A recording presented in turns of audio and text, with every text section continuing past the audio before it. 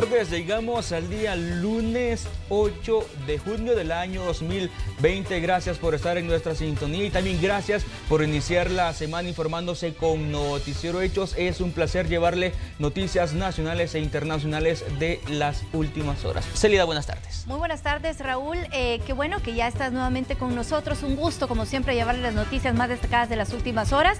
Desde ya la invitación para que se quede con nosotros y que nos siga no solamente a través de la señal de Canal 12, sino que también a través de nuestras plataformas digitales. Parte de las noticias a continuación.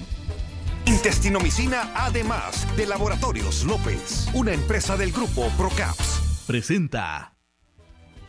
Tras 79 días de cuarentena, el gobierno inició las reuniones con varios sectores productivos para coordinar la reapertura gradual de la economía. Le tenemos todos los detalles. Se intensifican los controles vehiculares en las calles y carreteras del país. Se verifica el cumplimiento de la cuarentena domiciliaria obligatoria que estará vigente hasta el próximo 15 de junio. No hay reserva de sangre en el Banco de Cruz Roja Salvadoreña. La pandemia por COVID-19 y las lluvias de las últimas horas han impedido que las personas se acerquen a donar. Pese a que las lluvias han cesado, el país continúa bajo alerta roja. Las autoridades advirtieron del riesgo de inundaciones y deslizamientos. Inició el juicio en contra del excoronel salvadoreño Inocente Montano, implicado en el asesinato de los sacerdotes jesuitas y dos de sus colaboradoras hace 31 años. Intestinomicina además de Laboratorios López, una empresa del grupo Procaps. Presentó.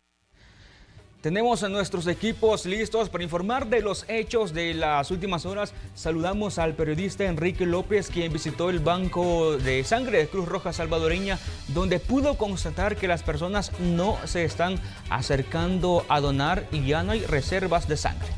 Y bueno, ya lo hemos mencionado en otras oportunidades, ellos han activado de hecho un mecanismo a través del cual incluso pueden llegar hasta la puerta de su casa si usted quiere colaborar y quiere donar sangre. Pero más adelante vamos a conversar sobre ese tema. También queremos darle la bienvenida a la periodista Carla Goches, que nos tendrá información de la entrega de paquetes de alimentación escolar a más de 300,000 familias de estudiantes que viven en zona de pobreza severa.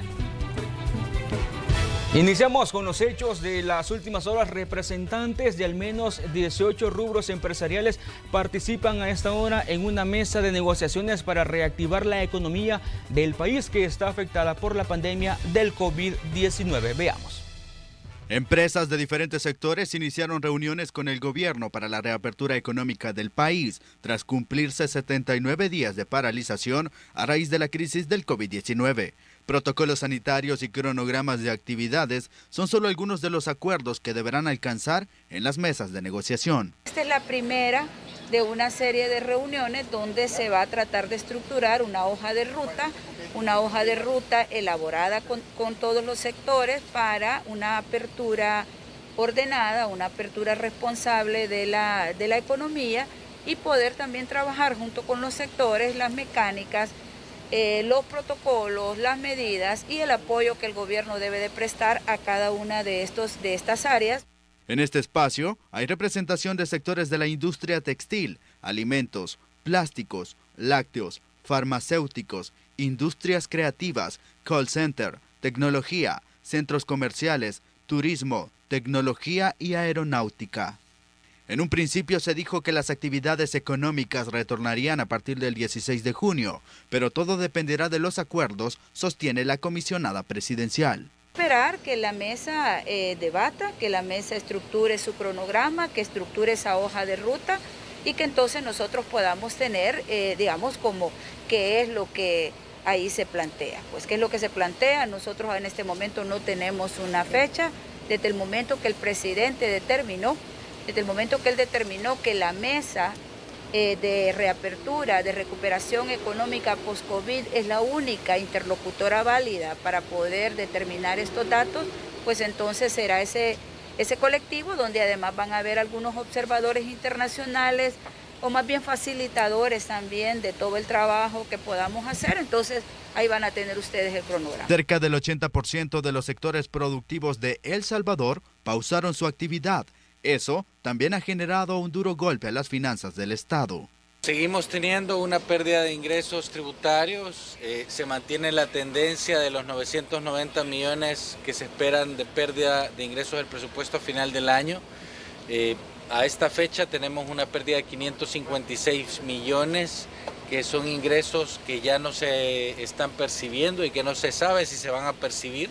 Y esto lo que trae consigo es un aumento del déficit fiscal. Nosotros hemos proyectado que puede rondar entre el 8 y 10% del PIB, depende cómo se cierre la economía a final de año. Por otro lado, el gasto público ha crecido a raíz de las diferentes emergencias. Hasta abril había superado los 690 millones a lo presupuestado, según datos de FUSADES. Con imágenes de Ever Ábalos, Christopher Cornejo, Noticiero Hechos. Y funcionarios de gobierno se reunieron con alcaldes y comerciantes por cuenta propia para hablar sobre una mesa técnica de reapertura económica en la cual participaron epidemiólogos. El secretario privado de la presidencia, Ernesto Castro, aseguró que las alcaldías son importantes porque son ellos quienes manejan los territorios. Sin embargo, estableció que no se reunieran con la Asociación Nacional de la Empresa Privada por su postura que han dado.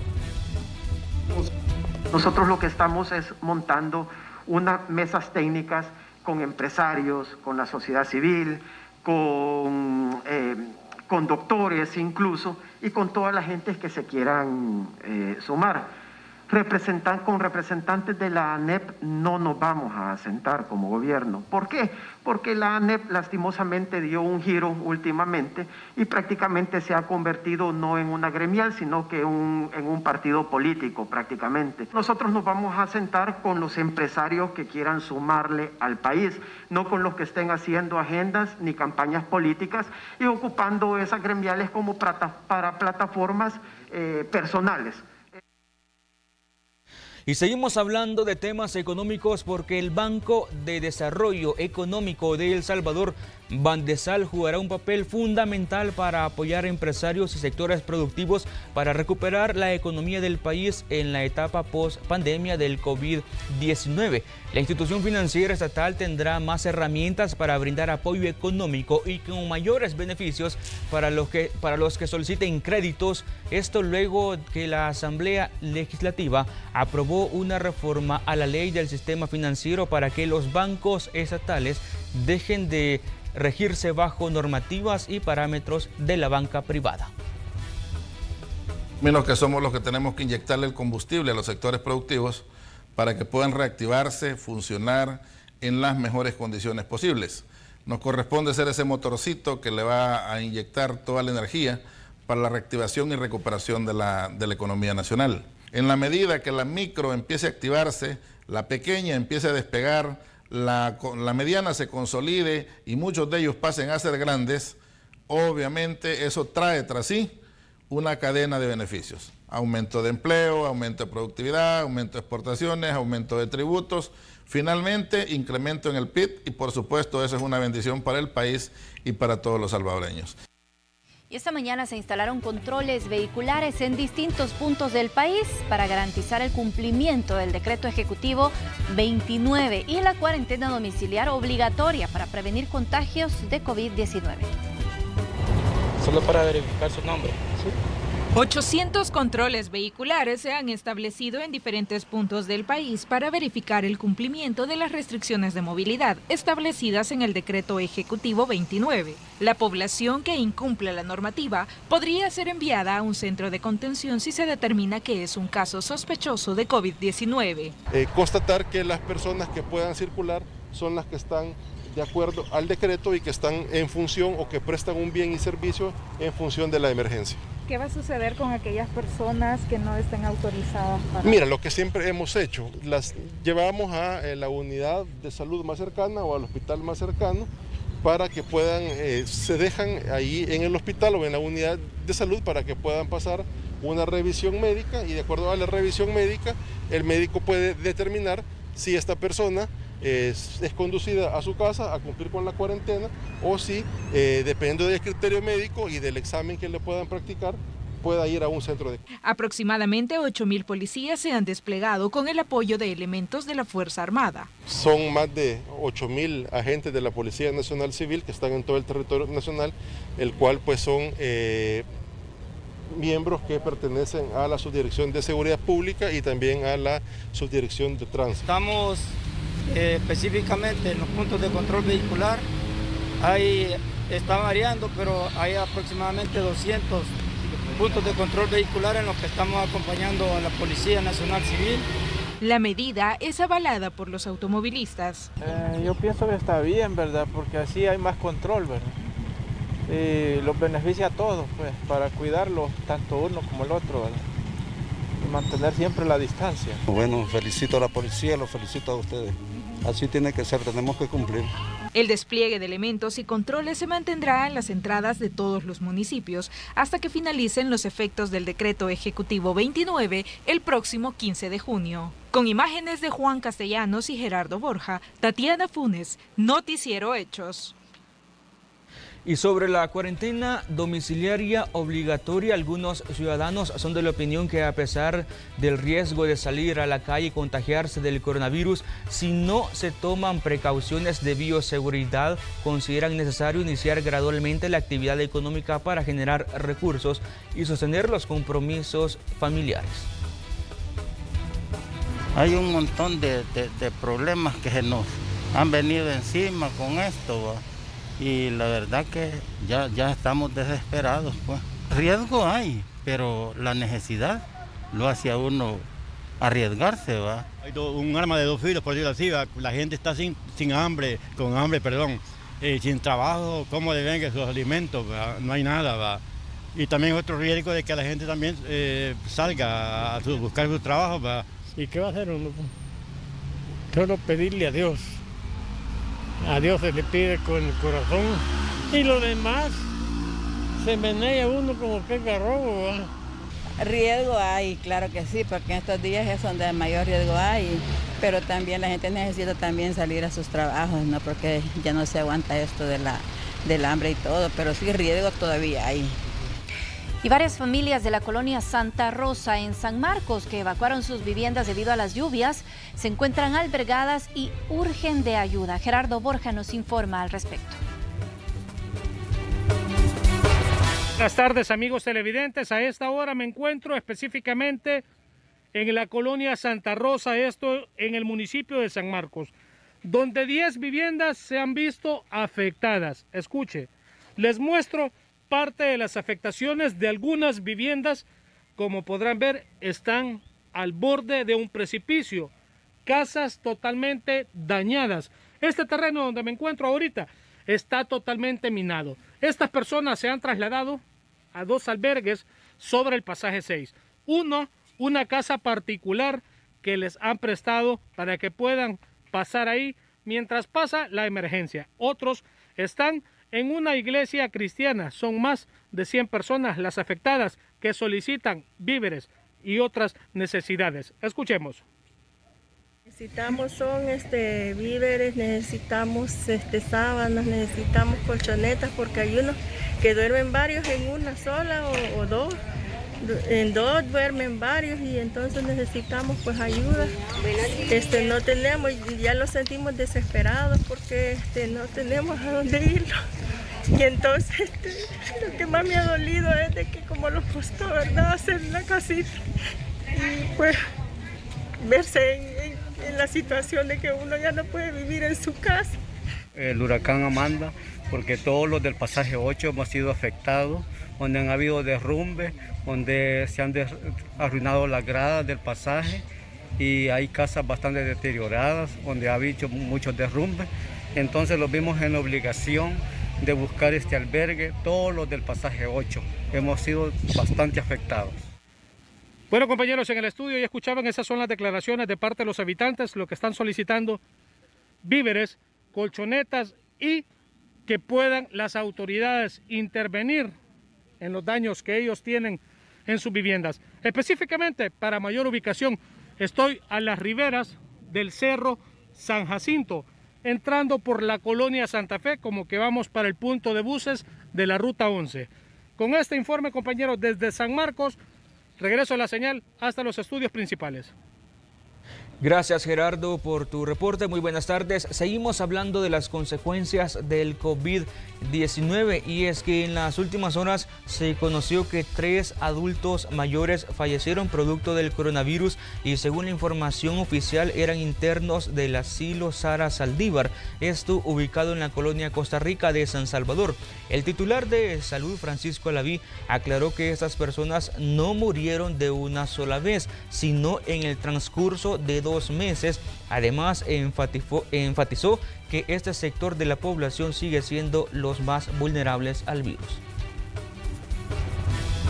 De eso, el día de ayer se comentaba, llevamos 3 fallecidos en un margen de tiempo, no quiere decir que esos 3 fallecidos fueron los del el día de ayer precisamente, sino que eso se tiene en un transcurso de aproximadamente 2 meses, un mes. Importante, sabemos que la población de adultos mayores es una población que tiene una tasa de letalidad mayor, desgraciadamente por las características de estos adultos mayores están arriba de los 75 años y generan aproximadamente entre 2 a 3 muertes al mes por las mismas características de los adultos mayores. Ahora, la enfermedad viene a afectar definitivamente. Se ha hecho uno de los trabajos, hoy por hoy solo en uno de los asilos, ¿verdad? Tenemos ya pacientes que están con la enfermedad, se les está dando todo el manejo, los protocolos, ya hay pacientes con tratamiento médico, hay pacientes que han sido trasladados por sus características o por su afectación a la unidad de cuidados intensivos. Y esa es información importante para ti que tienes un negocio o producto que vender. Muy pronto tendremos grandes noticias para que tus clientes paguen en línea y reciban sus productos a domicilio. Es el momento de acelerar tus ventas. Las oportunidades son para aprovecharlas.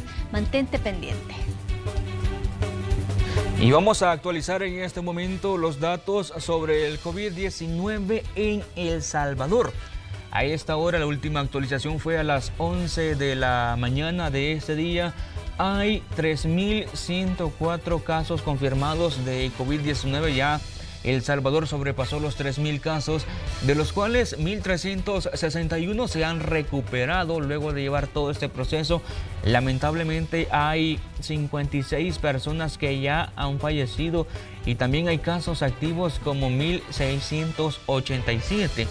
Los contagios locales, más de 2.900. Los importados han incrementado durante las últimas semanas. Recordemos que ahí habían 117, pero ya hay 163. Y es que han ingresado más personas, al parecer, o los que han ingresado han dado positivo del virus, según los datos que se han colgado en el sitio oficial. También es importante poner atención en los casos sospechosos, que hay 1.233 casos sospechosos y ya hay más de 100.000 pruebas realizadas en El Salvador. Para ser exactos, llevamos 108.924 pruebas realizadas hasta el día de hoy. Algo que es importante también ponerle atención es el estado de los pacientes, en qué condiciones se encuentran, y hay 92 en estado crítico. Es la barra, es la gráfica de color rojo que tenemos en nuestras pantallas. Hay 92 críticos y también hay personas graves que le siguen, es la barra de color naranja que tenemos. Y también esta gráfica o esta página web se ha ido actualizando durante los últimos días. En la parte baja, algo que se le ha cuestionado también al gobierno, aparece el estado de la construcción del hospital de Cifco, que se ha dividido en 3 barras, y cómo va actualizando esa construcción y cuál es el avance que se tiene hasta este día. En la parte inferior, de acuerdo a lo que se ha proyectado y también se ha ido actualizando en esta gráfica, esas 3 gráficas de pastel son las 3 etapas del hospital que se está construyendo. La etapa 1 y 2 son las en color verde y aqua, son las que más avances tienen, y esas son al interior de CIFCO. Y la etapa 3 es la exterior, es el parqueo que se logra observar cuando se circula por esa zona. Así es el avance de las 3 etapas que se tienen hasta esta hora de la construcción. La que representa o lo que presenta menor avance es la que está en la parte exterior. El ministro de la Defensa confirmó que 323 elementos de la institución castrense se han recuperado de COVID-19. 20 más que han dado positivos se encuentran ingresados en el hospital militar asintomáticos y estables. El titular de la institución sostiene que ha brindado el equipo de protección necesario para prevenir contagios en todo el personal. Tenemos 20 elementos que están positivos en el hospital militar que son sintomáticos. Ya gracias a Dios no tenemos a nadie en cuidados intensivos de esta categoría. Está en un nivel moderado el que teníamos en la unidad de cuidados intensivos. Hay recuperados 323 elementos hasta este momento. 323 efectivos que se han recuperado. ¿Cuáles son las otras medidas que están tomando ustedes en cuenta? Ahora vamos a verificar los datos de las personas autorizadas de acuerdo a los decretos ejecutivos, los últimos que se han emitido para poder realizar las compras, ya sea compra de alimentos, visitar algún establecimiento que está legalmente habilitado para poder brindar servicio. Por ejemplo, hoy, lunes 8 de junio, las terminaciones ya sea de DUI, pasaporte o carnet de residencia son 0, 1 y 2. Son las que están habilitadas para realizar cualquier tipo de procedimiento legal este día, incluso visitar una agencia bancaria. Y para el día de mañana, martes 9 de junio, son las terminaciones 3 y 4. Tómenla en cuenta. Recuerde también portar su documento de identificación para evitar algún tipo de inconveniente, porque como ya veíamos hace unos minutos, se han intensificado a partir de este día los controles vehiculares en las principales carreteras, y también se está verificando a las personas que...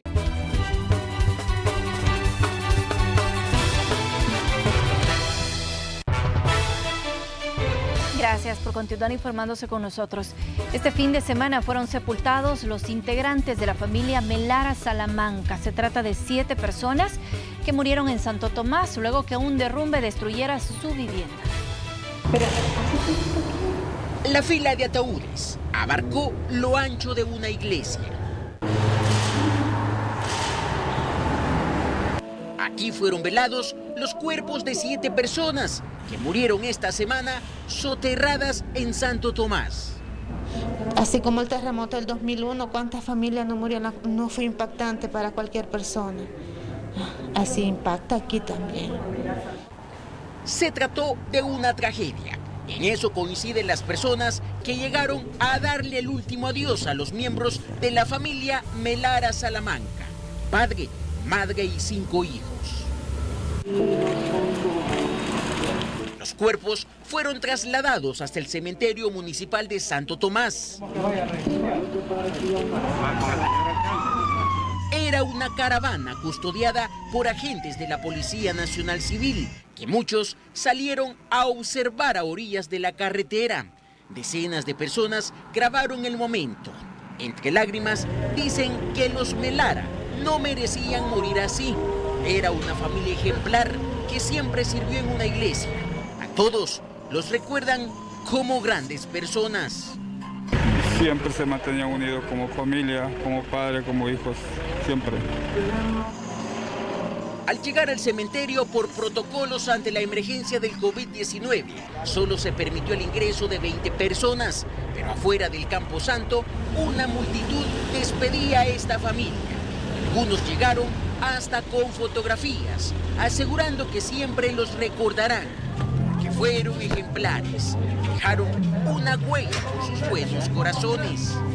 Era una familia muy humilde, muy religiosa. Prueba es de que dicen que familia que reza unida, permanece unida y van a permanecer para siempre unidos.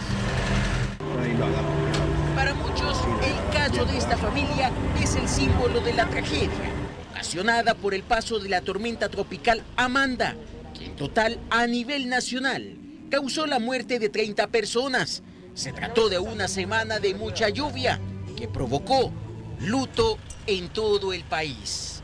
Con imágenes de Juan Castellanos, Julio Guevara, Noticiero Hechos.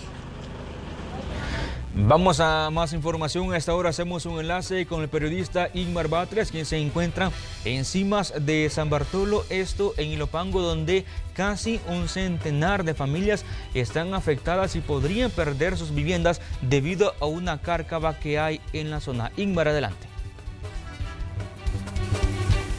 Buenas tardes, gracias por estar en sintonía con nosotros. Estamos en Ilopango, pero específicamente en Cimas de San Bartolo 1, en el pasaje 1, que corresponde también a los grupos 6, 7 y 8 que están pidiendo estas personas, que por cierto son más de 101 casas que están a la orilla de esta quebrada, y esta forma parte también de una de las decenas de cárcavas que hay en Ilopango, un problema que no es nuevo para los habitantes de este lugar, pero para que nos explique más está con nosotros José Antonio Zelaya, quien es parte de esta colonia. Gracias por su tiempo a Noticiero Hechos.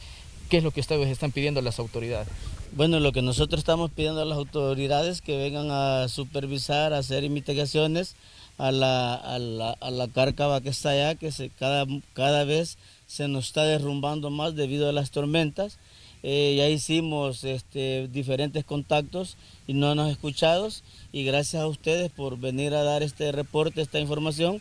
Ya se habló con el alcalde diciéndoles que nos apoyara, y dijo que él no tenía para un plástico, por lo tanto solo vino a observar y luego se retiró, y nos han dejado a la deriva. Nosotros como habitantes o de los que somos afectados debido a la lluvia, es que nos hemos reunido como colonia para darle seguimiento a este proceso. Hemos estado trabajando durante toda la semana. Entonces le pedimos al MOP, ¿verdad?, o a cualquier medio que nos pueda apoyar o ayudar en esta situación, pero preferencia a obras públicas, porque como ellos son los encargados de todo este proceso, que nos ayuden, que vengan a verificar cuáles son en realidad los problemas y las necesidades que tenemos nosotros como Cimas de San Bartolo. Muchas gracias, eran las palabras de don José respecto a la problemática que tienen estas personas. Vamos a mostrarle cuál es el panorama desde acá, atrás de mí. Se puede ver ya la cárcava y el plástico que, dicho sea de paso, lo han comprado con fondos de los propios habitantes de este lugar. Reiteramos, son 101 casas que están en peligro de colapsar si las autoridades pues no toman cartas en el asunto. Hasta aquí nuestro informe, y espero una nota completa sobre estas consecuencias que dejaron las lluvias de los últimos días en el país. Con esas imágenes regreso a la señal al set principal. Buenas tardes. Muy buenas tardes, Ingmar. Preocupante la situación de estas familias, y ahí está el llamado para las autoridades. Continuamos. El paso por la calle Agua Caliente continúa cerrado debido a los daños en el puente provocados por las tormentas de los últimos días. El periodista Ernesto Cornejo nos tiene el reporte. Te escuchamos, Ernesto. Así es, buenas tardes compañeros en los estudios y amigos televidentes de Noticiero Hechos. Y es que el paso de la tormenta tropical Amanda en el territorio nacional provocó que en algunas zonas se registraran deslizamientos de tierra y derrumbes de roca. Una de las importantes arterias que se vio seriamente con estos problemas ha sido acá en el Agua Caliente, lugar que conecta también con el municipio de Soyapango y San Salvador. Como vemos, es parte del panorama que se tiene en esta zona. Ya desde la semana pasada, cuadrillas del Ministerio de Obras Públicas se han hecho presente al lugar para tratar de quitar los escombros. Como vemos, es parte de tierra, piedras. De igual manera, algunos postes del tendido eléctrico sufrieron daños a raíz de esta situación que se generó en la zona. De igual manera, han iniciado con los trabajos de mitigación para evitar que más adelante esta situación se vuelva a generar en la zona. Y es que cabe recordar que el río que pasa cerca de donde nosotros nos encontramos también provocó el desbordamiento, causando por momentos zozobra a las familias que viven a la orilla. Incluso una de las viviendas se vio seriamente dañados. Por momentos han dicho las autoridades que el lugar permanecerá cerrado hasta que ellos concluyan con los trabajos en este lugar. Es parte del panorama que le tenemos a esta hora. Con esa información retorno a la señal hasta los estudios principales. Muchas gracias por el reporte. Buenas tardes para ti. Vamos con información en desarrollo hasta el Boulevard Constitución. Ahí se encuentra el periodista Néstor Hernández, y es que las autoridades de la Policía Nacional Civil han realizado hace unos minutos un procedimiento. Al parecer se encontraba ahí un vehículo particular abandonado, pero también fue inspeccionado por armas y explosivos de las autoridades policiales. Néstor, adelante. Buenas tardes, compañeros. Aquí en la zona del Redondel Constitución, este es el puente, la parte de abajo, digamos, donde hace unos minutos la Policía Nacional Civil estuvo inspeccionando este vehículo color blanco que está estacionado por acá, y donde ya nos han confirmado que se trata de un vehículo que fue abandonado, que lo habían hurtado unas personas y lo dejaron abandonado en la zona, pero ya corroboraron que no hubo ningún tipo de arma o que estuvo al interior del vehículo. Estuvo la división de armas y explosivos también, y ya ellos disponen a retirarlo porque tampoco hubo ningún explosivo. Ahí va la Policía Nacional Civil y todo quedaría despejado en la zona. Repito, únicamente se trataba de un vehículo que fue robado, fue hurtado y fue abandonado en la zona. Este es el Boulevard Constitución, con sentido buscando El Salvador del Mundo. Así está la situación de momento, ya despejado por completo el sector. Para que lo tomen en cuenta nuestros amigos automovilistas. Compañeros, este es el informe de esta hora de la tarde. Regreso con ustedes al estudio principal de Noticiero Hechos. Gracias, Néstor, por tu reporte. Bueno, el vehículo ya ha sido retirado. Se descarta algún tipo de explosivo después de realizar el procedimiento por parte de las autoridades, y al parecer la información preliminar es que el vehículo fue hurtado, de acuerdo a la información que tenemos a esta hora. Sin embargo, ya fue retirado, y también el paso vehicular, por lo menos en esa zona del Boulevard Constitución, es en las cercanías o en el túnel de la 75 Avenida Norte. Continuamos. Así es. El Banco de Sangre de Cruz Roja Salvadoreña se ha quedado sin reservas durante este periodo de cuarentena. Los donantes se han reducido en un 100%, dificultando el trabajo de la institución humanitaria. El periodista Enrique López está en el lugar y desde ahí nos informa sobre la situación. Así es, compañeros, es una situación muy preocupante para las autoridades de Cruz Roja Salvadoreña, ya que el Banco de Sangre se ha quedado sin sus reservas. Pero ¿a qué se debe esto? En la siguiente nota se los comento. Las unidades refrigerantes del Banco de Sangre de Cruz Roja lucen vacías. Las pocas bolsas de líquido que están almacenadas son de pacientes que por sus propios medios han buscado donadores. Esto ha encendido las alarmas de la institución humanitaria, ya que al quedar sin reservas, la vida de muchos salvadoreños puede estar en riesgo. No tenemos nada porque nuestros voluntarios, pues quizás por la misma pandemia, por el mismo problema incluso de las lluvias que han habido, pues se han escaseado, casi no vienen, aunque siempre tratamos de estarlos llamando y los vamos a traer a su casa por medio de la ambulancia, para que puedan tener accesibilidad a moverse y poder venir a donar. Pero aún así, siempre nos quedamos a cero. Los efectos de la cuarentena domiciliaria y las recientes lluvias han reducido la cantidad de donadores en casi un 100%, según la doctora Patricia Zúñiga. Incluso, las campañas de donación que semanalmente realizaban en distintas empresas han tenido que suspenderse como medida de prevención. Por el mismo problema de la pandemia, ¿verdad? Que no se puede haber un acercamiento con estas personas tanto así, ya que ha aumentado la cantidad de infectados, ¿verdad? Entonces, por eso mismo es que nosotros no podemos ir a traer sangre a las empresas que siempre tenemos nosotros que nos ayudan, ¿verdad? Hacen el llamado a la población a tomar conciencia de la grave situación y sumarse como salvadoreños altruistas y donar su sangre para salvar a los pacientes que así lo requieran. Si por algún motivo usted, amigo televidente, no puede venir hasta las instalaciones de Cruz Roja Salvadoreña, pero tiene el deseo de donar su sangre y así salvar una vida, esta institución humanitaria pone a su disposición el número 2239-4951 del Centro de Sangre, en la cual usted podrá coordinar una cita y posteriormente lo irían a traer hasta su casa para que usted pueda ayudar y reabastecer nuevamente el banco de sangre. Compañeros, este es mi informe. Regreso al set principal. Muchas gracias, Enrique, por la información. Buenas tardes.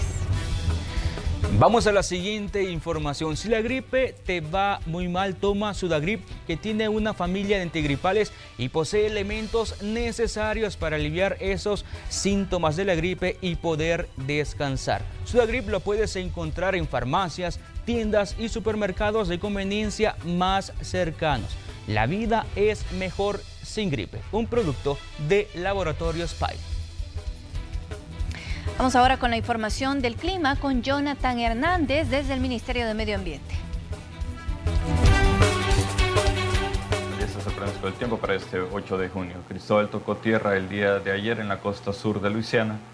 Este día podría ser degradado a depresión tropical a medida que se interna en tierra.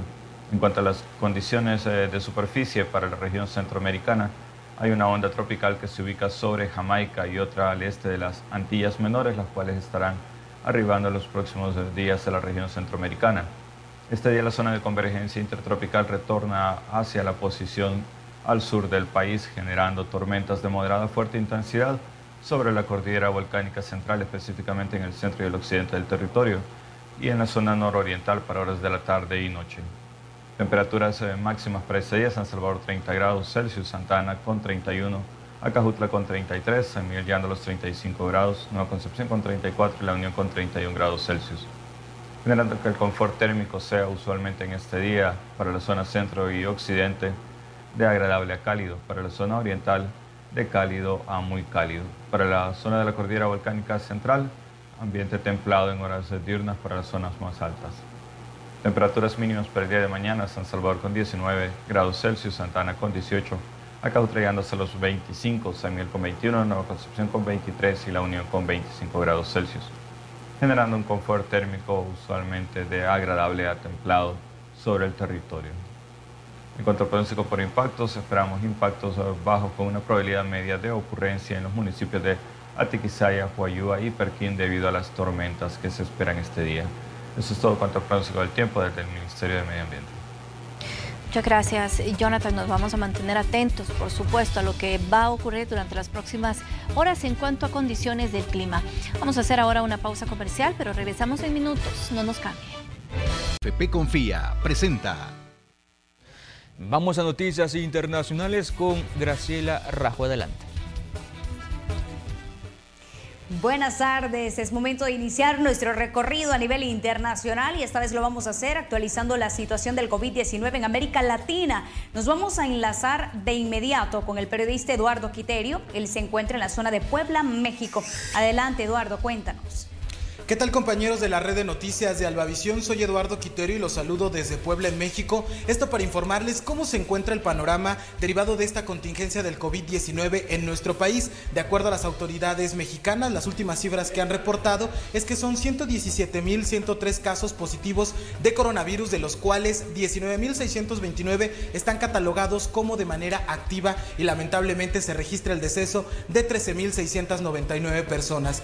Entre la información que ha transcurrido en las últimas horas es que ya se da el cuarto contagio dentro del gabinete federal, del gabinete del presidente Andrés Manuel López Obrador. En esta ocasión, quien está informando que se encuentra contagiado de COVID-19 es Zoe Robledo, quien es el titular del Instituto Mexicano del Seguro Social, además de haber contagiado a su familia. A pesar de que el presidente de la República la semana pasada estuvo conviviendo con este funcionario, pues él reitera que no se va a hacer esta prueba del COVID-19 ya que no presenta síntomas, pero sí da a conocer que la familia justamente de este titular del IMSS pues se encuentra contagiada. Es parte de la información que ha transcurrido hasta estas horas en nuestro país. Yo saludo a toda la red de noticias de Albavisión. Soy Eduardo Quiterio. Gracias, Eduardo Quiterio, por la información. Vamos a continuar nuestro recorrido hacia Centroamérica, actualizando la información que se ha generado en Guatemala, porque en las últimas horas se han confirmado 7.055 casos, de los cuales 1.261 ya se han recuperado y 5.540 continúan activos. De momento ya se reporta la muerte de 252 personas. En su cuenta en la red social Twitter, el presidente Alejandro Yamatei confirmó 18 casos de personas que laboran en casa presidencial. Agregó que ya se encuentran aislados y se realizan las labores de saneamiento. La movilidad continúa restringida en este país centroamericano. De 5 a 6 de la tarde únicamente se pueden hacer las compras de acuerdo a números de identidad. Y esta información nos la actualiza la periodista Viviana Vázquez, con quien nos enlazamos de inmediato. Adelante, Viviana.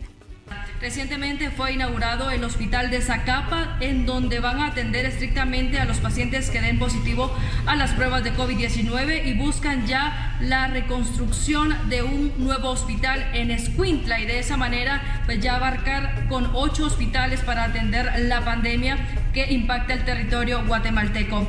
Ayer en horas de la noche el presidente Alejandro Yamatei indicaba que las disposiciones con respecto a las medidas de prevención para esta semana continúan en vigencia, como el toque de queda a partir de las 18 horas hasta las 5 de la mañana, el distanciamiento social y por supuesto también la prohibición de viajar de manera interdepartamental en nuestro país. Él ya está planteando que si se reactivan las actividades en nuestro país a partir del junio, él estará buscando un acuerdo con el sector privado para cambiar los horarios y que de esa manera no coincidan los del sector público con los del sector privado y no saturar los lugares públicos o los lugares de trabajo, también tomando en cuenta el tránsito vehicular que esto generaría si ya se reactivan las actividades en nuestro país. Únicamente se ha presentado una propuesta que conlleva 4 fases, desde la 4 hasta la fase 0, pero esto va a depender con respecto a la reducción de casos en 14 días. Gracias, Vivian, por la información. De Guatemala nos vamos a ir hasta Honduras, donde se encuentra Efer Guevara y nos cuenta acerca de las cifras que se han alcanzado en las últimas horas por COVID-19. Adelante. Graciela, es un gusto saludarte a ti y a todos los amables televidentes hasta El Salvador. Les saluda Efer Guevara en vivo a esta hora desde Tegucigalpa, Honduras, para llevarles precisamente un reporte de lo último que acontece en nuestro país en torno al tema del coronavirus. Ya de manera oficial, las autoridades gubernamentales han anunciado que existen 6.327 personas positivas de COVID-19. Lastimosamente, dentro de estas cifras, suman ya 258 personas que han perdido la vida a causa de esta pandemia. Por otra parte, 712 personas han salido adelante de esta crisis sanitaria en el país. Y esto, pues, expertos aseguran que es algo positivo, pues está doblando la cantidad de cifras muertas.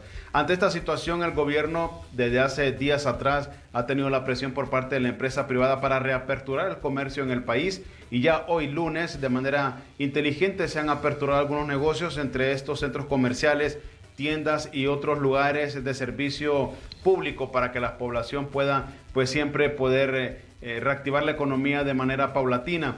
Esta situación también, por supuesto, pretende controlarse a través de la segmentación para que las personas puedan circular en el país a nivel nacional a través de su último dígito de tarjeta de identidad o carnet de residencia. Esta situación estará así y se mantendrá durante toda esta semana hasta el domingo, en donde las autoridades tomarán la determinación si volver a la cuarentena absoluta o mantenerla de manera parcial.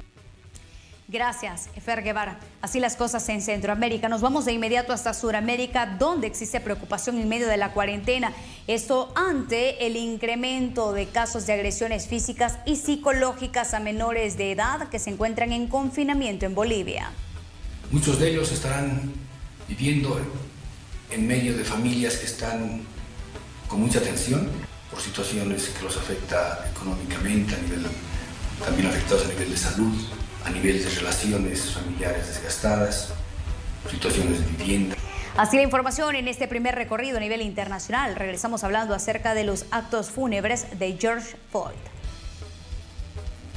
De AFP Confía, no es necesario realizar tu control de sobrevivencia. Mientras dure la emergencia nacional, el pago de tu pensión está garantizado. Quédate en casa. AFP Confía presentó. Muchas gracias por la información de carácter internacional, Graciela.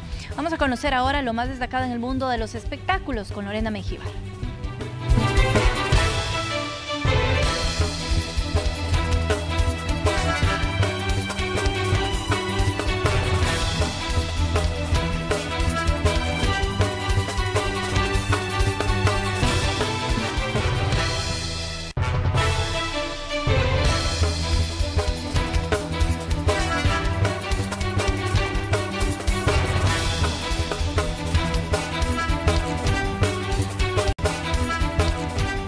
Gracias por continuar en nuestra sintonía. Vamos al espacio de la entrevista y hoy nos acompaña en el estudio José Pérez. Él es asesor legal de la presidencia, con quien vamos a conversar acerca del decreto del estado de emergencia del gobierno. Muy buenas tardes y gracias por acompañarnos. Bienvenido. Sí, tenga buenas tardes. Es un gusto estar por acá compartiendo las cámaras de Canal 12 para informar a la población sobre los puntos que ustedes quieran que se aborden esta tarde. Gracias por estar acá con nosotros en Noticiero Hechos. Sin duda, importante tema. El país continúa en cuarentena domiciliaria. Tenemos el decreto ejecutivo número 29, que fue de los últimos que publicó el gobierno. En él, aunque se mantienen varias medidas restrictivas, pero también habilita el funcionamiento de algunos establecimientos en un grado porcentual, no en su totalidad. Esto también como respuesta a la emergencia que también tenemos por las lluvias de la semana anterior. Pero si nos explica las características de este decreto y qué sería lo novedoso. Sí, en cuanto al decreto número 29, que actualmente se encuentra vigente y que nos regula el tema de la cuarentena domiciliar, pues este fue emitido para siempre asegurar a la población en cuanto al goce de la salud y las medidas que tiene que llevar cada persona y el colectivo en general de toda la población salvadoreña para tratar de mantener resguardado no solamente su salud, sino que la salud de toda la población. En esa medida, este decreto 29 renueva algunos elementos que en algunos casos han sido abordados por otros decretos ejecutivos del ramo de salud pública que fueron emitidos con anterioridad. Sin embargo, la particularidad que quizás hay que enfatizar en el presente caso con el decreto número 29 es que el mismo sí autoriza una serie de actividades que previamente no lo estaban, y justamente como usted lo ha señalado, esto se debe a que el presidente de la República instruyó en su caso al ministro de Salud para que éste le permitiera a ciertos sectores de la economía llevar a cabo algunas actividades tales como el asunto o las actividades relacionadas con las empresas que se dedican a la ferretería, las empresas que se dedican a los materiales de construcción y las empresas que también en sí mismas realizan construcciones. En cuanto a lo que se refiere a las remodelaciones, obras de mitigación o adecuaciones que sean necesarias para que la población también evite que tenga en riesgo su vida. Porque como lo señalábamos anteriormente, el decreto número 22, ese sí, emitido por el presidente de la República, lo que establece es una emergencia nacional derivado de la tormenta tropical Amanda, que tanto daño causó a nuestra población la semana recién pasada.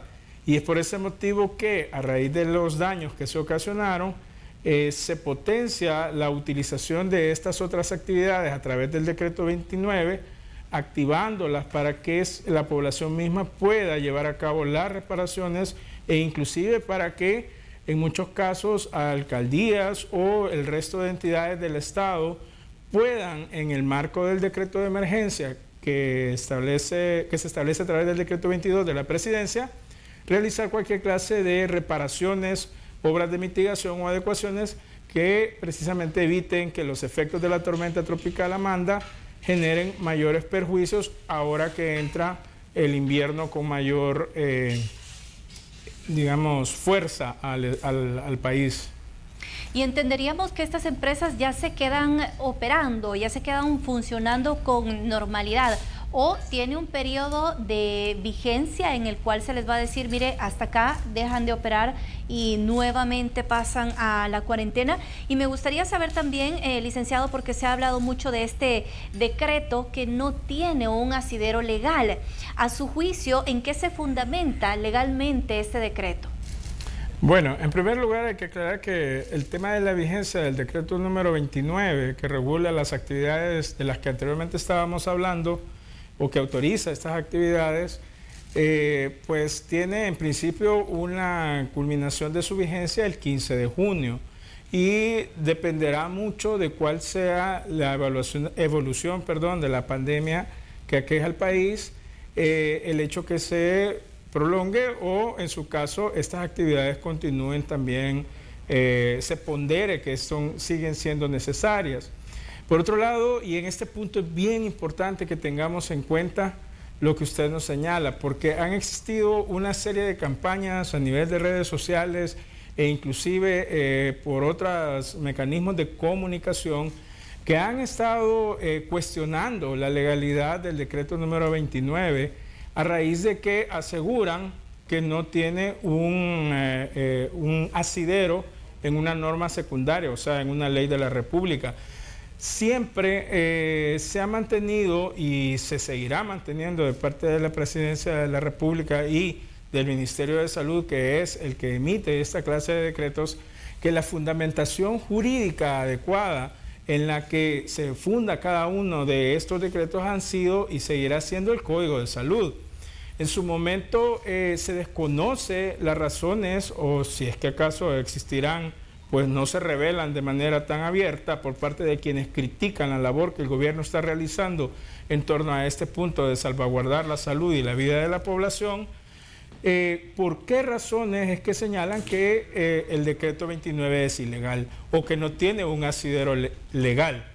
Contrariamente, el artículo 40 del Código de Salud, el artículo 136, el 137, el 139 y una multiplicidad de disposiciones de este cuerpo normativo emitido por la Asamblea Legislativa, o sea, que es ley de la República, le brindan todo el respaldo jurídico necesario al órgano ejecutivo en el ramo de salud, al señor ministro de Salud, para emitir este decreto número 29.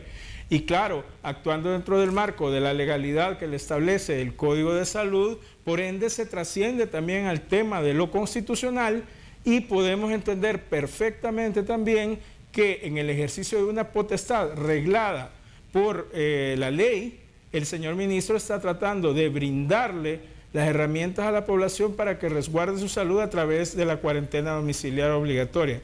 Por lo tanto, también es constitucional.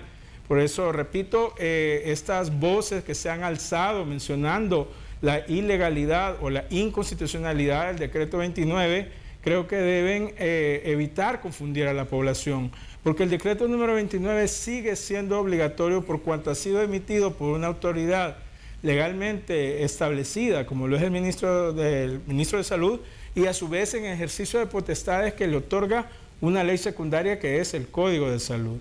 De este modo, solamente quería cerrar con esto, de este modo todos los salvadoreños debemos obedecer esta normativa y debemos quedarnos en casa en resguardo domiciliario. Y en ese caso, siguiendo con este mismo decreto, porque ya lo mencionaba usted, está siendo cuestionado por muchas personas a través de las redes sociales, y en las mismas redes vemos a personas publicando de que sí van a ir a laborar, de que sí van a abrir sus negocios, de que sí van a reactivar sus funciones, a pesar de que el decreto no los contempla. ¿Cuáles serían las repercusiones en ese caso para las personas que están abriendo los establecimientos en este momento a partir de este lunes? Y también si con base a este decreto 29, las personas que circulen y no tengan la autorización de acuerdo a su documento de identidad, ¿podrían ser retenidos? Sí, bueno, en primer lugar hay que tener bien claro un asunto, y es que un decreto ejecutivo, en un sentido como lo ha señalado la Sala de lo Constitucional, constituye una norma jurídica que materialmente es obligatoria, y en todos los lugares del mundo las normas jurídicas que se emiten tienen fuerza vinculante, es decir, son precisamente de obligatorio cumplimiento. Por lo tanto, tanto las entidades o empresas que no se encuentren autorizadas por el momento para llevar a cabo actividades comerciales o económicas en vista de que su realización puede conllevar riesgos para la salud de sus empleados, para la salud de su personal y a la vez para la salud de las familias de estas personas y a su vez de la población en general, deben tener bien consciente, deben estar muy conscientes, que esto les puede acarrear consecuencias jurídicas. El decreto número 29 por sí mismo no establece digamos, un régimen sancionatorio. Lo que sí establece, ¿por qué? Porque es un decreto relacionado con temas sanitarios. Pero sí lo que hay que dejar bien en claro es que las potestades concedidas por el legislador a las diversas entidades del Estado, tales como el Ministerio de Salud mismo, el Ministerio de Trabajo y otra serie de entidades que están velando por el cumplimiento de las disposiciones jurídicas, tienen la obligación también de darle cumplimiento a esa normativa, a la normativa que está más allá de lo que establece el decreto número 29. Así pues, una puesta en riesgo de la salud de los empleados puede acarrearle consecuencias negativas a un empleador, cuando la actividad que está desarrollando no es una actividad de las que se encuentran autorizadas por el momento. Hay que dejar bien en claro que en su oportunidad llegará el momento justo en el que las personas que se dedican a determinadas actividades que hoy por hoy no se encuentran autorizadas, lo van a estar. Y es a ese momento el que tenemos que esperar, cuando la evolución de la pandemia haya llegado al punto en que nos permita desarrollar las actividades con mayor normalidad, sin descuidar cada uno de los elementos sanitarios que tenemos que considerar y que son conocidos ya de todos. Por ejemplo, el tema de la mascarilla, el tema del alcohol gel, el distanciamiento entre las personas, todos estos aspectos que coadyuvan a resguardar la salud, que es la finalidad esencial que se persigue a través de este decreto número 29. Licenciado, con este decreto 29 ¿no se contradice de alguna manera la reciente resolución de la Sala de lo Constitucional en la que le pedía al órgano ejecutivo y también al órgano legislativo que de alguna forma se pusieran de acuerdo y que además se revivía este decreto legislativo que era relativo al estado de emergencia? La resolución de la Sala en sí misma no se contradice. De hecho, todos fuimos testigos y a mí me correspondió por parte del gobierno de El Salvador y por parte de la Presidencia de la República estar presente en la serie de reuniones que se dieron con la Comisión Política de la Asamblea Legislativa. Es decir, se intentó por parte del órgano ejecutivo darle vida al principio de colaboración interorgánica con la participación del señor Ministro de Salud, que en su momento pues estuvo ahí durante el tiempo que fue necesario para explicar todos los aspectos de carácter médico y científico, sanitarios en general, que fueran necesarios para que la Asamblea Legislativa y la Comisión Política en particular comprendiera la importancia que reviste no solamente para el gobierno, sino que para la población en general, el tratar de mantener una cuarentena domiciliar durante el tiempo que sea necesario hasta que la evolución de la pandemia lo permita. Por lo tanto, la resolución de la Sala de lo Constitucional en ningún momento se ve contradicha por este decreto número 29. Al contrario, la Sala también ha señalado en algunos de sus pronunciamientos, particularmente me llama la atención el que se dictó en el proceso de inconstitucionalidad 36-2020, que el órgano ejecutivo contaba con herramientas ya dentro del Código de Salud, que son las que se están utilizando para tratar de salvaguardar la vida y la salud de la población. En ese sentido, todo lo que el Ministerio de Salud y las medidas que se han adoptado desde el órgano ejecutivo son consecuentes con los pronunciamientos de la Sala de lo Constitucional. En ese caso, licenciado, en la pregunta anterior no quedó claro si las personas pueden ser retenidas con base a este decreto. El decreto 29 lo que establece es un mecanismo para buscar que la persona que sale y que sin tener una emergencia o una autorización para la realización de una actividad económica que no puede, digamos, salir o que no le corresponda salir de conformidad al orden que se ha establecido, que ha funcionado, gracias a Dios, para poder resguardar en alguna medida los temas de distanciamiento social y distanciamiento personal. Lo que establece es que estas personas que salen lo que serán es sometidas, digamos, a un examen médico. ¿Por qué? Porque en ningún momento esto implica o debe referirse como una sanción, como lamentablemente también se ha manejado por algunos sectores que tendenciosamente han venido señalando que el órgano ejecutivo está ejerciendo una facultad sancionatoria cuando a las personas las remite a un control y de una evaluación médica.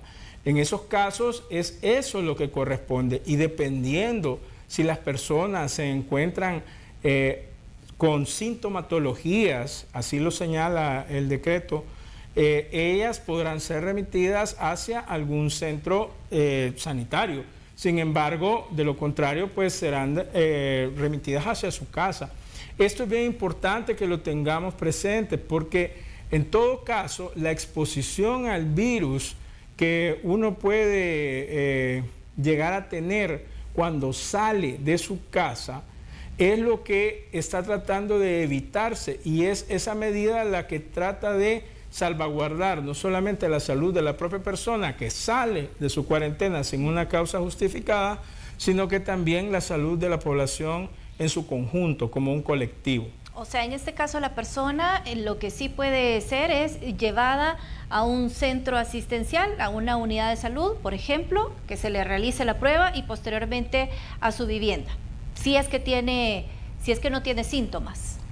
Exactamente, porque lo más importante también en este punto es que tengamos en cuenta un aspecto que el señor ministro de Salud se los hizo ver a los señores diputados de la Comisión Política de la Asamblea Legislativa, y es que estamos en una fase 3 de la evolución de la pandemia por COVID-19.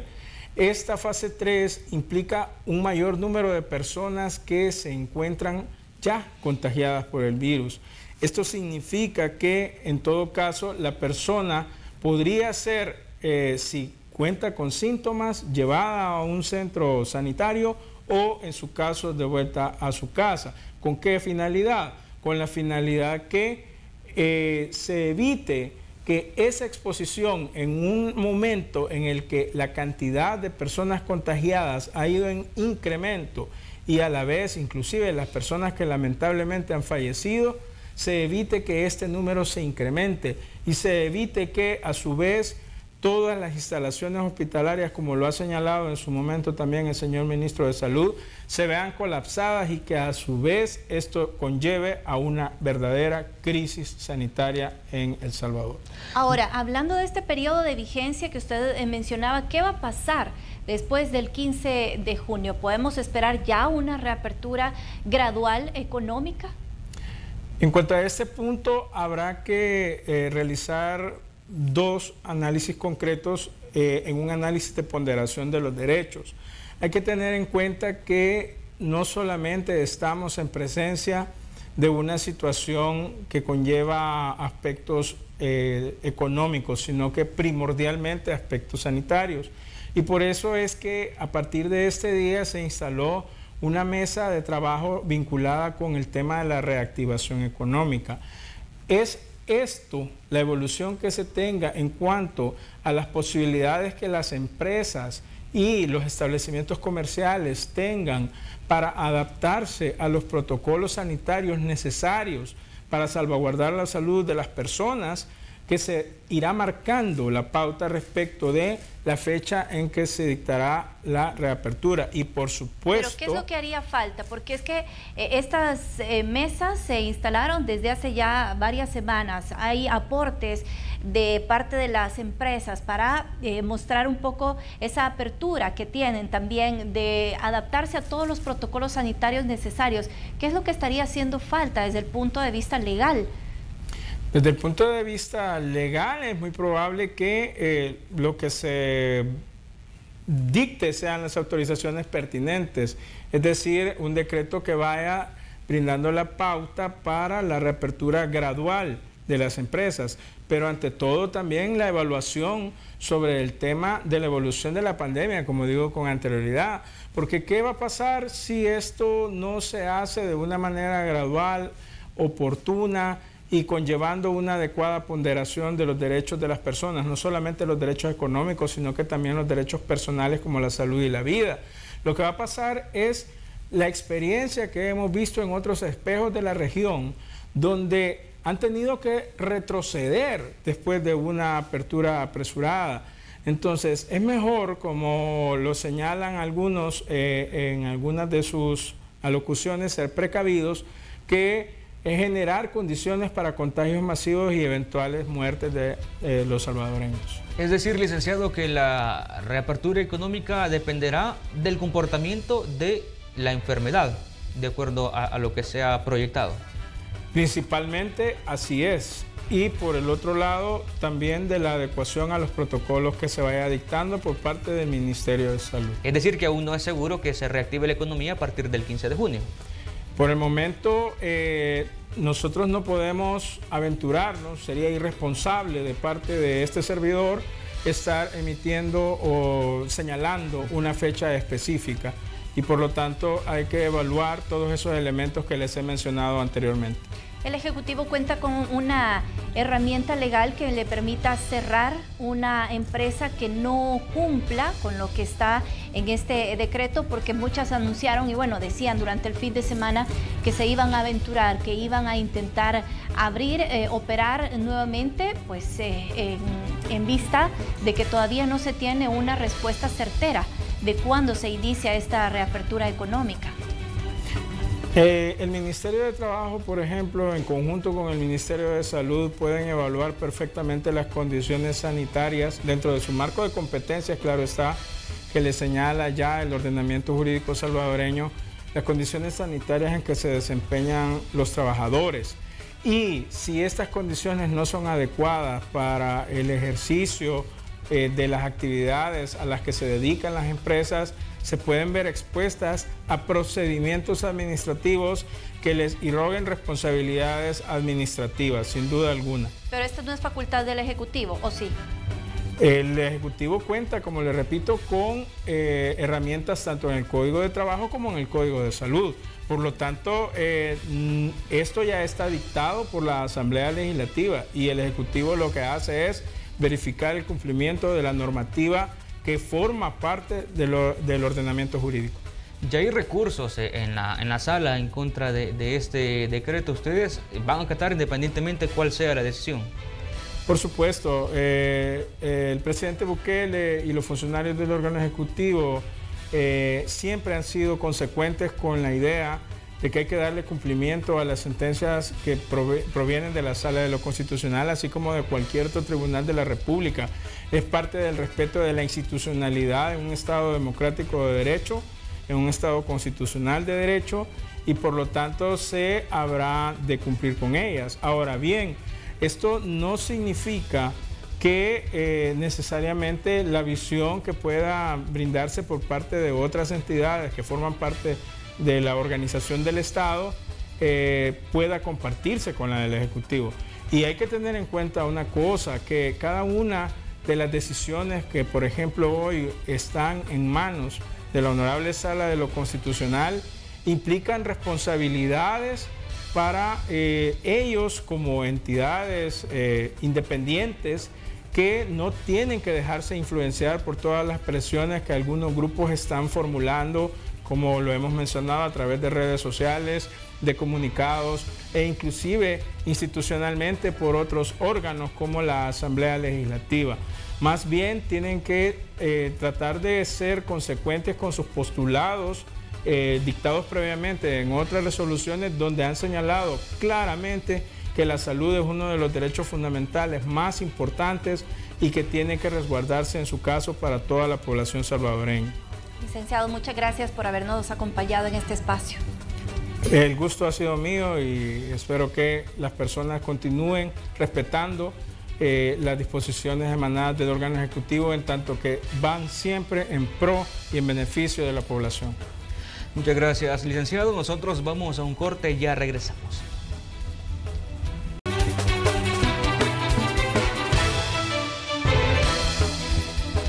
Vamos a más información de las últimas horas. En España, este lunes inició la audiencia en contra de Inocente Montano, ex coronel y ex viceministro de Seguridad salvadoreño, acusado de ejecutar a 5 sacerdotes jesuitas españoles en 1989. La defensa pide que Montano pase de imputado a testigo en este caso. Veamos.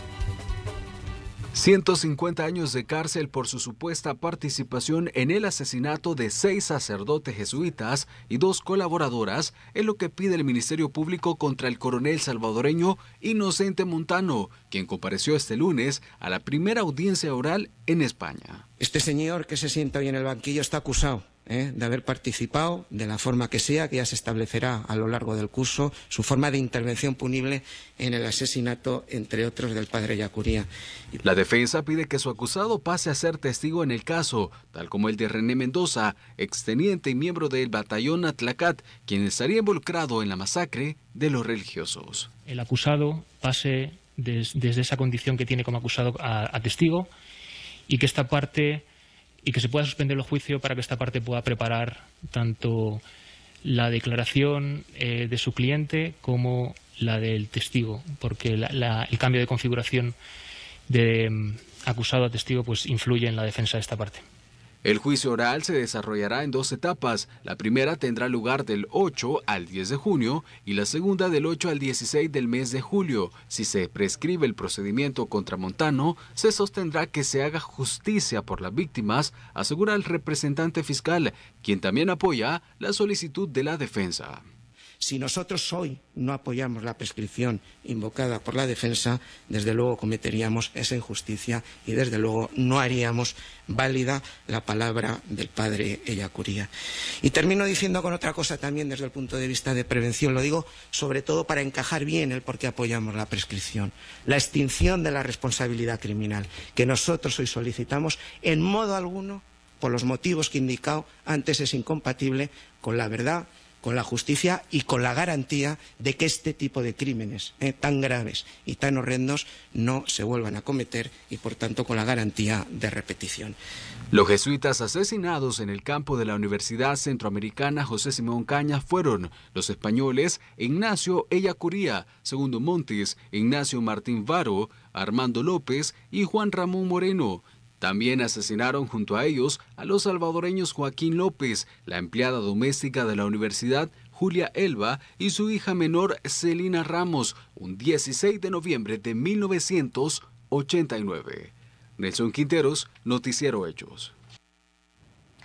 Y mediante un video publicado en redes sociales, el diputado Gustavo Escalante anunció su renuncia al partido Arena después de varios enfrentamientos con la dirección de ese instituto político. En la publicación, Escalante se quita el chaleco tricolor, lo pone sobre la mesa y luego lo arroja a un cesto de basura. El legislador tenía un proceso interno por supuesta violación a los estatutos del partido, lo que evitaba que buscara la reelección. Milena Mayorga fue otra diputada que renunció recientemente al mismo instituto político. Vamos a más información. 2 personas fallecieron a raíz de un accidente de tránsito que se registró en el Redondel Integración. La Fiscalía General de la República y Medicina Legal evaluaron la escena para determinar las causas de este percance. Una de las víctimas fue identificada como Douglas Ramírez, de 45 años, custodio de la rastra que transportaba bebidas procedentes desde México. 2 personas que caminaban sobre la carretera que de Los Planes de Renderos va a Huizúcar, en las cercanías de la Casa de Piedra, fueron arrollados por un conductor que se dio a la fuga. En el hecho murió Miguel Ángel Cruz, de 38 años, y la otra persona de sexo masculino fue trasladado por socorristas a un centro hospitalario. Según testigos de la zona, ambos iban en estado de ebriedad. Vamos a la siguiente información. Las lluvias de la semana pasada dejaron cuantiosas pérdidas materiales en el tema agrícola. Una de las zonas que sufrió por las condiciones climáticas fue el cantón Colima, esto en Suchitoto, Cuscatlán. Hasta ese lugar viajó el periodista Julio Guevara y nos presenta el panorama en la sección Hechos del Agro.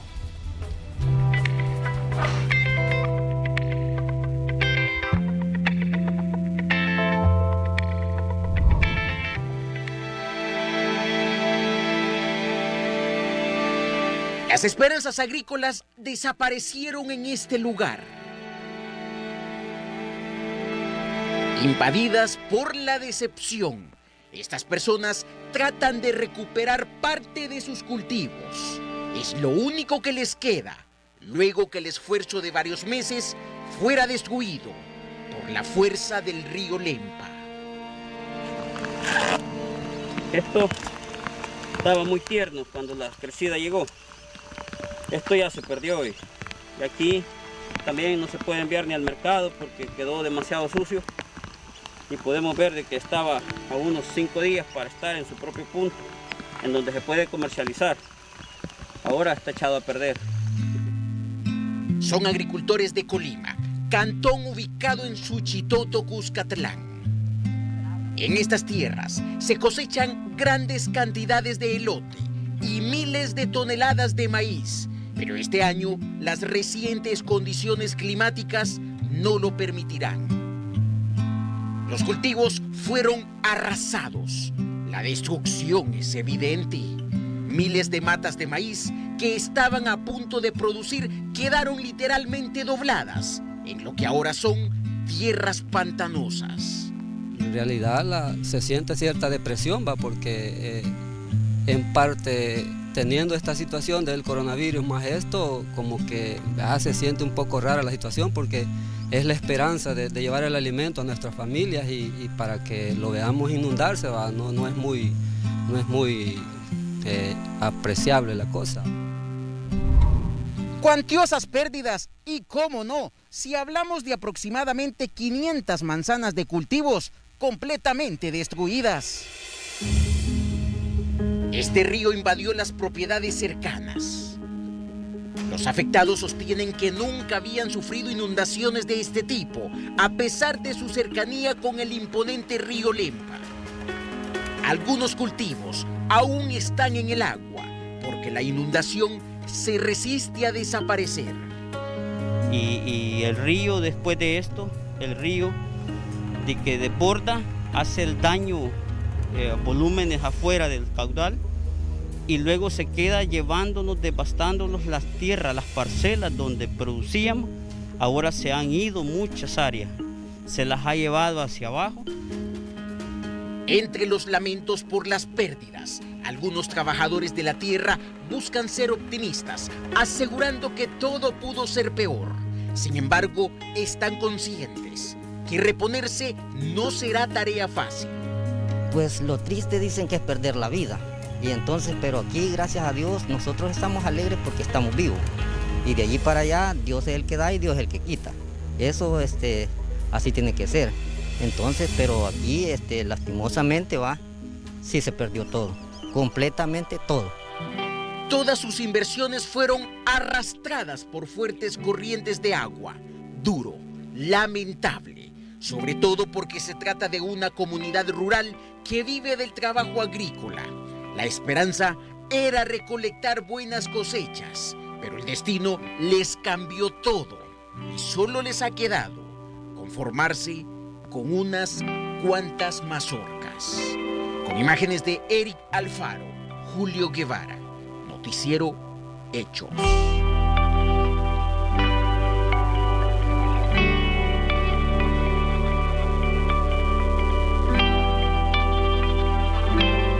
Agradecemos a Julio Guevara por ese reporte muy completo.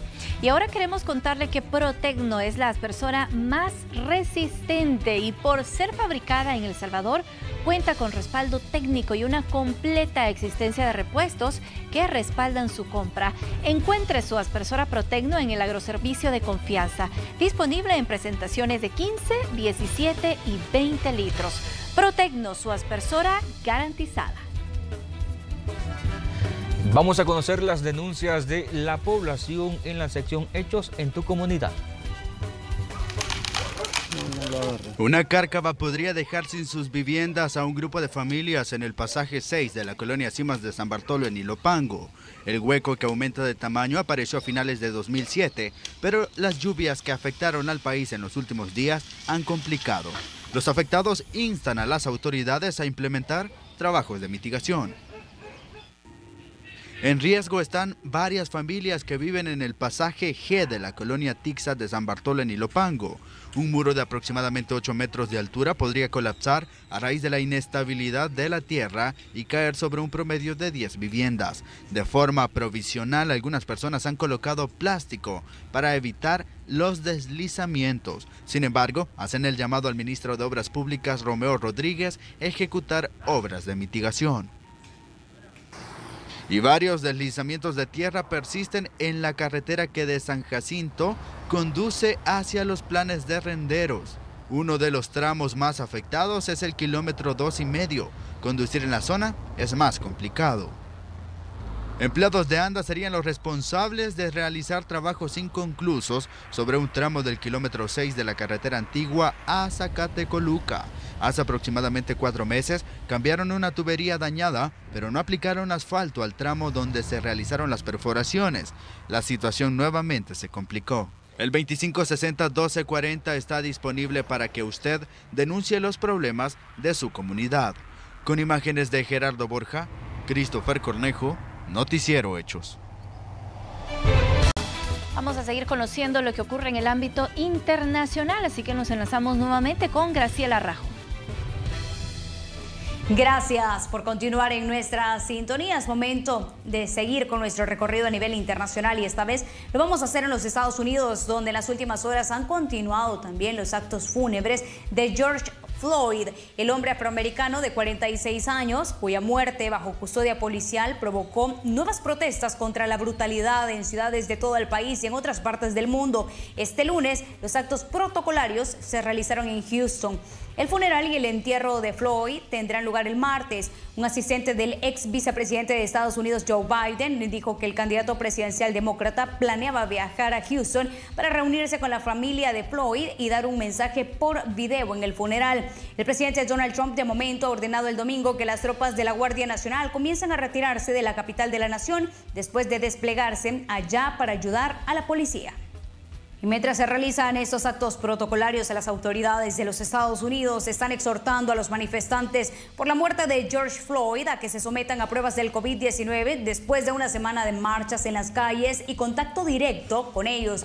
Háganse una prueba, dijo el gobernador de Nueva York, Andrew Cuomo, y señaló que el estado está abriendo 15 nuevos sitios de test y que las personas no deben arriesgarse. Líderes estatales y locales han lanzado llamamientos similares en Atlanta, San Francisco y Seattle. Seguimos hablando de lo que ocurre en los Estados Unidos porque durante el fin de semana tocó tierra la tormenta tropical Cristóbal, esto en el suroeste de Luisiana, Estados Unidos, con vientos máximos sostenidos de 85 kilómetros por hora, generando inundaciones. El Centro Nacional de Huracanes informó que el fenómeno climatológico avanza con dirección al norte a 11 kilómetros por hora y se espera que se debilite conforme continúa avanzando por el territorio estadounidense. El Servicio Meteorológico Nacional de Estados Unidos dijo por su parte que Cristóbal dejará lluvias torrenciales y se prevén inundaciones repentinas en varias localidades, incluido el estado de Alabama. Nos vamos hasta el otro lado del mundo, hablemos de lo que está ocurriendo en Rusia porque las autoridades ya están listas para la apertura de las fronteras. Rusia dijo el lunes que reabrirá parcialmente las fronteras del país a medida que alivia las restricciones relacionadas con el coronavirus. El primer ministro señaló el lunes que se permitirá viajar al extranjero con fines de trabajo, estudio, tratamiento médico, cuidado de familiares. Agregó que Rusia permitirá que los extranjeros busquen tratamiento médico o cuiden a sus miembros de la familia. No estaba claro de inmediato cuándo entraría en vigencia la reapertura parcial de las fronteras. El portavoz del Kremlin, Dmitry Peskov, dijo a los periodistas que aún no hay una fecha fija para reanudar los vuelos internacionales que se detuvieron a fines de marzo. El mes pasado, el presidente Vladimir Putin pidió el levantamiento gradual de las restricciones de bloqueo, diciendo que Rusia pudo frenar la epidemia. Sin embargo, los funcionarios de salud del país han reportado alrededor de 9.000 nuevas infecciones diariamente. A algunos expertos les preocupa que la reducción de las restricciones de bloqueo pueda ser prematura. Este es un informe de Kelly Abrego para la RNA. Lo que sí se ha detenido a raíz del COVID-19 son algunos procesos judiciales, por lo menos así lo aseguran algunos analistas. Tal es el caso del avión desaparecido de Malaysia Airlines. El abogado defensor de uno de los sospechosos en el derribo del vuelo 17 de Malaysia Airlines sobre el este de Ucrania hace casi 6 años, dijo el lunes que las restricciones de coronavirus han obstaculizado seriamente los esfuerzos para preparar el caso. Los abogados defensores aún no estaban listos para hacer las objeciones preliminares, como impugnar la jurisdicción del tribunal holandés en el caso. Los jueces y fiscales no respondieron de inmediato a los reclamos de la defensa, lo que podría ocasionar largas demoras en el juicio que comenzó el 9 de marzo. Las medidas de alejamiento social de coronavirus se implementaron en la sala del tribunal con jueces y fiscales separados entre sí por pantallas de vidrio. Los 298 pasajeros y la tripulación murieron cuando un misil disparado desde el territorio controlado por rebeldes separatistas por Moscú voló el avión de pasajeros de Malasia. Ninguno de los sospechosos ha sido entregado para enfrentar la justicia y ninguno estuvo presente en una sala del tribunal cerca del aeropuerto holandés desde donde se despegó el vuelo. Este es un informe de Kelly Abrego para la RNA. Tenemos más información en el siguiente resumen.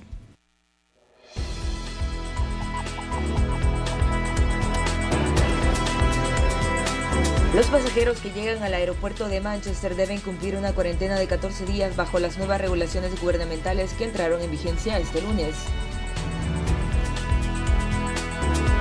India comenzó formalmente la primera fase de relajar sus medidas contra el COVID-19 este lunes, a pesar de un aumento constante en el número de casos, después de más de 2 meses en un estricto cierre. Bajo la relajación actual, los lugares de culto, centros comerciales y restaurantes ahora podrán reabrir en la mayor parte del país. Las tiendas vuelven a abrir en Irlanda después de un cierre de 10 semanas. Todas las tiendas minoristas pueden reabrir este lunes, pero los horarios de apertura serán escalonados para aliviar la presión sobre el transporte público. Este es un informe de Kelly Abrego para la RNA.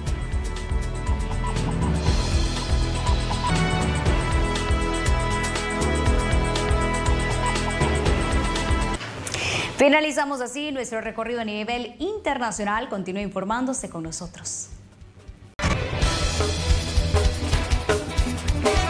Y ahora queremos invitarle que nos siga ahora también a través de nuestra cuenta de TikTok, en donde compartimos información nacional e internacional. También usted podrá encontrar ahí videos curiosos, hay noticias de entretenimiento y otros videos de su interés. Así que nos puede buscar como Noticiero Hechos 12. También estamos en TikTok.